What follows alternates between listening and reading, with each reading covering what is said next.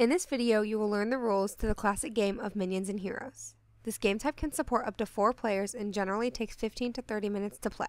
To get started, each player will begin with a 24 card deck that contains a mixture of minions and heroes. There are a few ways of obtaining these 24 cards, but in this tutorial we will focus on the constructed game type. This means that players will create their deck from the minions and heroes that they own. When building a deck for a constructed game, there are a few restrictions. First, you may have any number of minions in a deck, but you may never have more heroes than minions. Second, you may only have one copy of any minion or hero card. Finally, your total combined points for minions and heroes may not exceed 425. If you're playing with friends, any of these rules may be ignored as long as all players agree. Once each player has a deck, it's time to begin the game. A separate pile of region cards is made. This pile should contain 2 of each region type, making 20 cards total. This pile is shuffled and put into the center of all the players. Each player then shuffles their own decks and draws 8 cards. The classic game takes place over several rounds. In each round, players attempt to capture a region by using their minion or hero cards from their hand. For each new round, a new region card is revealed, changing the strength of a player's hand. Knowing when to pursue a region or abandon the fight is a very important part of the game. The first player to capture 5 regions wins.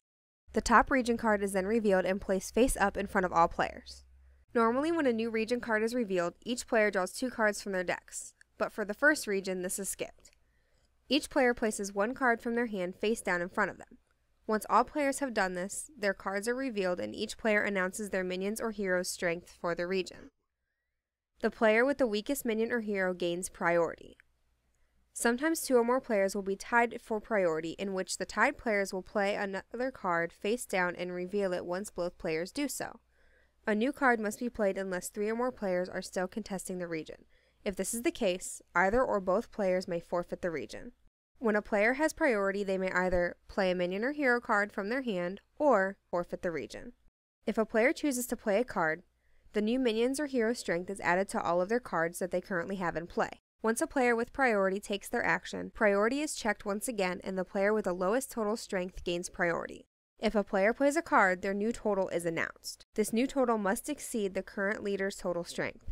If a player cannot exceed the current leader's total strength or simply no longer wants to compete for a region, they may choose to forfeit the region. If a player chooses to forfeit a region, all of their current in-play cards are discarded and they may not take any further action until a new region is revealed. If there are 2 players competing for a region, it's easier to know how far ahead or behind you are compared to the other player's total strength. For example, you and an opponent are competing over the Sunset Desert. You play a Dark Wanderer with 10 strength and your opponent plays an Orc Warrior with 12 strength. It's much easier to think that your opponent is 2 strength ahead of you or +2. This means that you'll have to play a card with 3 or higher strength in order to continue contesting the region. Since you are behind, you gain priority. You decide to play Goblin Witch Doctor, which has 12 strength. Since your opponent is at +2, you subtract that from the strength of your newest minion or hero. 12 minus 2 is 10, putting you at +10 or 10 strength ahead of your opponent. Priority is passed back and forth between players until only one player remains contesting a region. Once this happens, that player wins that region and places it in front of them.